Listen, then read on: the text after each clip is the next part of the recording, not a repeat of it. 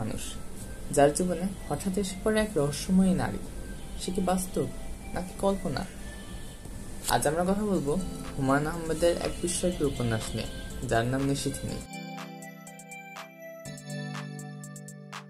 তিনি প্রকাশিত হয়েছিল 2001 সালে। হুমায়ুন আহমেদ তার উপন্যাসে বাস্তব এবং কল্পনা এক দারুণ মিছিল ঘটিয়ে থাকেন। উপন্যাসের মূল চরিত্র রাশেদ। এক রাতে রাশেদের জীবনে আবির্ভূত হয় নিশিথিনী নামের এক নারী।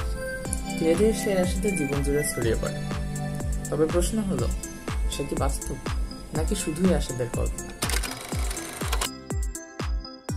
ভঙ্গি ছিল সহজ, স্বাভাবিক এবং আবেগপূর্ণ।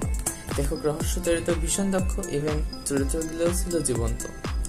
দুটো বিষয় একটু দৃষ্টিকটু লাগতে পারে পড়ার সময়, যে কিছু কিছু সময় কাহিনীগুলোকে একটু বেশি ধীরগতিশীল মনে হয়েছিল এবং এমন বেশ কিছু জায়গা আছে যেখানে পাঠককেও চরিত্রটির সাথে, গল্পের মূল চরিত্রটির সাথে কল্পনা এবং বাস্তবের মধ্যে পার্থক্যটা খুঁজে বের করতে বেশ হিমশিম খেতে হয়েছে। পড়ার সময় তো বারবার এটা ভাবা ছিল যে বিষয়টা কি আসলেই ঘটছে নাকি শুধু রাশেদের কল্পনাতে টিকে আছে। এটাই তো লেখকের জাদু।